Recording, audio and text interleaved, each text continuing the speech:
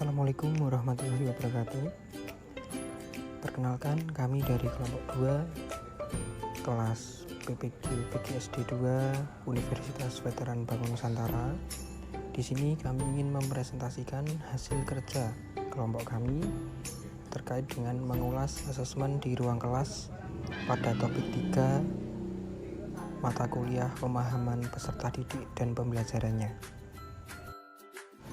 Namun sebelum masuk kepada presentasi, izinkan saya memperkenalkan anggota kelompok 2. Yang pertama ada Mbak Indah Ayu Hapsari, dan yang kedua ada Mbak Laatania Raudatul Jannah, dan yang ketiga ada saya sendiri Muhammad Yusuf Hidayat, dan yang keempat ada Mbak Nanda Tantri Hastuti, dan yang kelima ada Mbak Noni Sapera di Meliawati.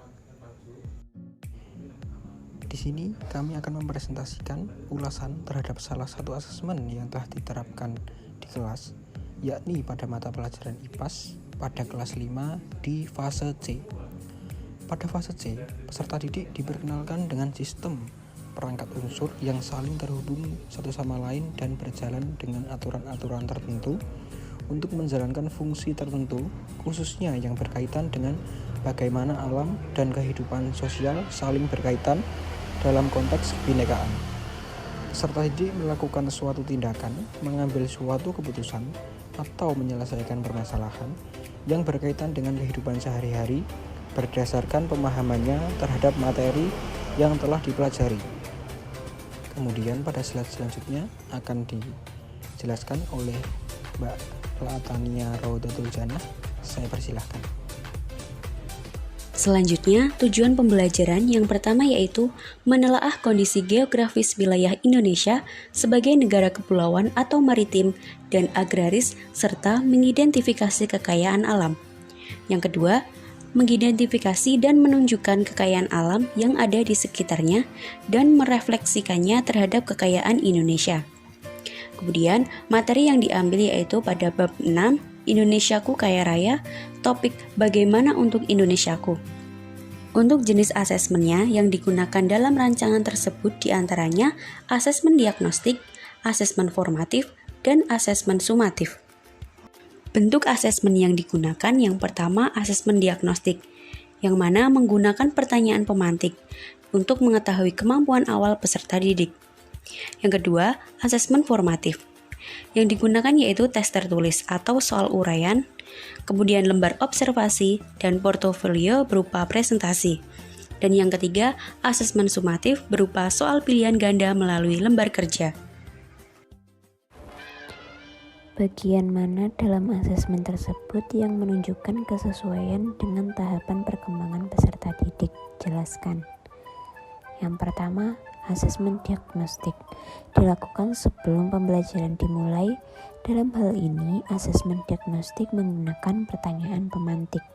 Pertanyaan ini memiliki kesesuaian dengan tahapan perkembangan peserta didik karena bertujuan untuk mengukur pemahaman awal mereka tentang materi yang akan dipelajari. Pertanyaan pemantik ini membantu guru memahami pengetahuan awal peserta didik sehingga materi ini dapat disesuaikan dengan tingkat pemahaman mereka. Yang kedua ada asesmen formatif, menggunakan tes tertulis, lembar observasi, dan portofolio selama pembelajaran. Bentuk asesmen ini sesuai dengan tahapan perkembangan peserta didik karena memungkinkan guru untuk melihat interaksi mereka dengan lingkungan, serta kemampuan mereka menjelaskan mengenai letak daerah tempat tinggal mereka yang ada di peta atau globe. Lembar observasi untuk menilai sikap berupa keaktifan peserta didik saat kerja mandiri dan berkelompok. Sedangkan portofolio dilakukan untuk menilai keterampilan peserta didik saat presentasi. Yang ketiga, asesmen sumatif. Memberikan penugasan berupa soal pilihan ganda melalui lembar kerja yang dibagikan oleh guru. Asesmen ini dilakukan pada akhir pembelajaran. Bentuk asesmen ini sesuai dengan tahapan perkembangan peserta didik karena bertujuan untuk mengetahui pencapaian belajar peserta didik dari pembelajaran yang sudah dilaksanakan serta membantu guru untuk merancang aktivitas pada pembelajaran berikutnya. Dalam keseluruhan rancangan modul ajar tersebut, metode asesmen yang dipilih sudah sesuai dengan tahapan perkembangan peserta didik kelas 5. Dengan demikian, rancangan modul ajar tersebut mendukung capaian pembelajaran yang sesuai dengan tahapan perkembangan peserta didik. Selanjutnya, bagian mana dalam asesmen tersebut yang menunjukkan kesesuaian dengan perlunya mempertimbangkan aspek lingkungan budaya dan karakteristik peserta didik? Jelaskan. Asesmen yang menunjukkan kesesuaian dengan perlunya mempertimbangkan aspek lingkungan budaya dan karakteristik peserta didik, yaitu pada asesmen formatif, bagian portofolio ketika peserta didik presentasi maju ke depan kelas secara bergantian untuk menunjukkan letak tempat tinggal atau daerah mereka pada atlas atau peta. Karena pada kegiatan tersebut, karakteristik peserta didik dapat tercermin dengan mempertimbangkan konteks budaya setempat, yaitu menunjuk di mana letak tempat tinggal atau daerah yang dapat mendukung peserta didik dalam menunjukkan pemahaman mereka. Dengan menyertakan konteks budaya, dapat membuat peserta didik merasa lebih terhubung dengan materi. Selanjutnya, bagian mana dalam asesmen tersebut yang menunjukkan kesesuaian dengan kemampuan peserta didik? Jelaskan. Pada asesmen formatif, bagian tes tertulis yang dikemas dalam bentuk lembar kerja, serta portofolio berupa presentasi yang digunakan untuk mengukur kemampuan peserta didik.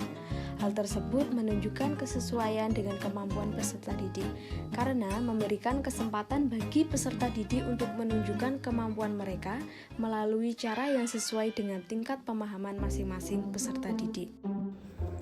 Bagian mana dari asesmen tersebut yang menunjukkan kesesuaian bahwa sudah memberikan ruang bagi peserta didik untuk memberikan umpan balik terhadap proses pembelajaran mereka? Pada bagian asesmen sumatif, dengan memberikan penugasan berupa soal pilihan ganda melalui lembar kerja yang dibagikan oleh guru. Asesmen ini digunakan untuk penilaian di akhir pembelajaran dan digunakan untuk mengukur sejauh mana mereka telah memahami materi pembelajaran sehingga guru dapat memberikan umpan balik terhadap proses pembelajaran mereka. Yang selanjutnya, jika Anda menjadi guru di kelas tersebut, hal apa yang ingin Anda tingkatkan untuk lebih memaksimalkan efektivitas asesmen dengan memperhatikan tahapan perkembangan peserta didik, lingkungan budaya, dan karakter peserta didik, serta kemampuan peserta didik? Tuliskan pendapatmu secara lengkap. Menurut kelompok kami, sebagai seorang guru yang ingin memaksimalkan efektivitas asesmen dengan memperhatikan tahapan perkembangan peserta didik, lingkungan budaya, karakter peserta didik, dan kemampuan peserta didik, beberapa langkah yang dapat diambil diantaranya. Yang pertama, diferensiasi asesmen. Dengan merancang asesmen yang dapat diadaptasi untuk memenuhi kebutuhan siswa dari berbagai tahapan perkembangan. Yang kedua, refleksi dan dialog siswa. Mendorong refleksi dan dialog terbuka dengan siswa tentang proses pembelajaran dan asesmen. Yang ketiga, perkembangan budaya dalam asesmen, memasukkan unsur-unsur budaya dalam soal atau tugas asesmen, sehingga siswa merasa terhubung dengan materi. Yang keempat, asesmen formatif yang berkelanjutan. Dengan melibatkan asesmen formatif yang berkelanjutan sepanjang pembelajaran, hal ini memungkinkan guru untuk terus memantau kemajuan siswa, menyesuaikan instruksi, dan memberikan umpan balik yang sesuai sepanjang proses perjalanan pembelajaran. Demikian presentasi dari kelompok 2 yang telah dilaksanakan. Ada kekurangan, kami memohon maaf yang sebesar-besarnya. Terima kasih. Apakah ada pertanyaan dari teman-teman? Apabila tidak ada pertanyaan, presentasi akan saya cukupkan sekian. Wassalamualaikum warahmatullahi wabarakatuh. Salam sehat dan semangat untuk puasanya.